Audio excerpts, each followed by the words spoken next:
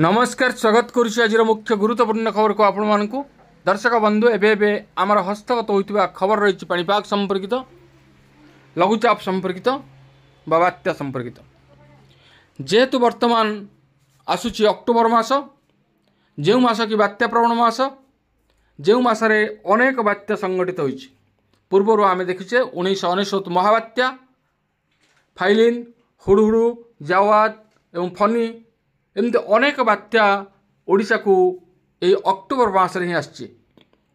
तेणु आगक आसुची अक्टोबर मास एवं अक्टोबर मासरे सृष्टि होगा जाउछि गोटे लघुचाप जहाँ 1 तारिख रे सृष्टि होगा जाउछि।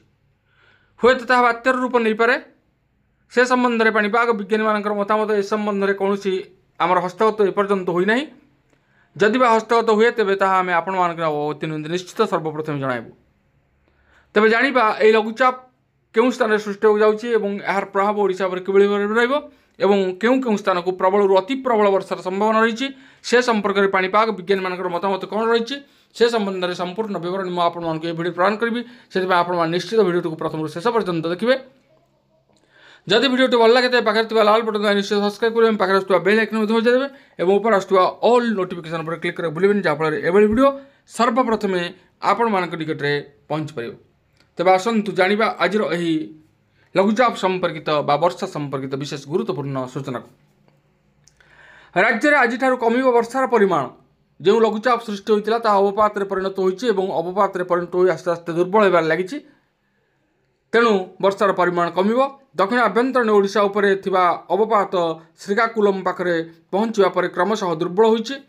रविवार संध्या सुधा यह आहुरी दुर्बल होइछि बोली पाणीपाग विशेषज्ञ कहते।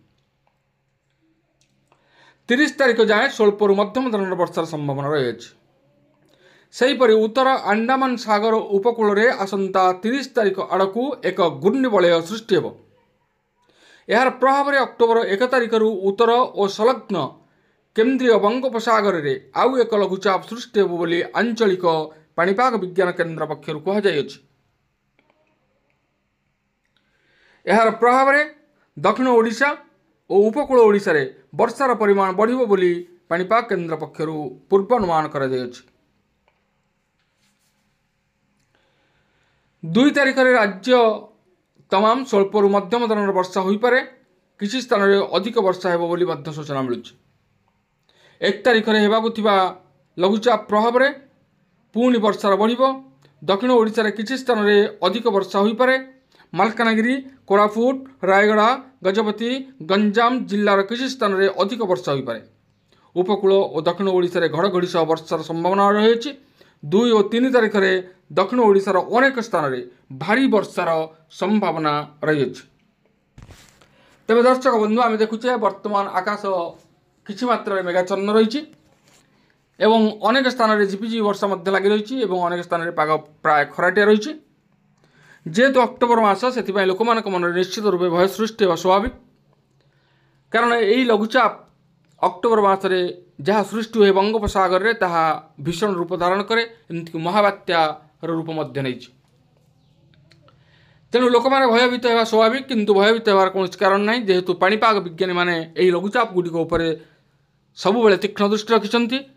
लघुचाप क्यों स्थान में सृष्टि है और किभली भाव सृष्टि है यार व्यासार्ध केते एवं क्यों आड़क गति कर यार गतिपथ उत्तर ना पश्चिम क्यों दिग को रे संबंध में सविशेष तथ्य सदा सर्वदा से मैंने आम मान को दे आसुँच। तेणु आम मैंने भयभीत होवार कौन कारण ना जदि बा बात्या आसे तेबे ताहा आमे निर्दिष्ट दिन पूर्वर बहुत दिन पूर्वर आम जापर पाणीपाग विज्ञानी मैंने से संबंध में आमको सविशेष तथ्य निश्चित प्रदान करेंगे से आम से तथ्य को गुरुत्व देवा। जदि बात्या संबंधित कौन तथ्य आम हस्तगत हुए तेबे ताहा आम आपण मानकर अवगति निमंते निश्चित सर्वप्रथम जणाइबु। से आम चैनल आपण सदा सर्वदा लगी रुहतु एवं भिडियोटी को लाइक शेयर करने को भूलु ना। तेबे जानिले आज यही पाणीपाग संपर्कित विशेष खबर आज पुणी देखा आगामी भिडियो रे। रोच धन्यवाद नमस्कार।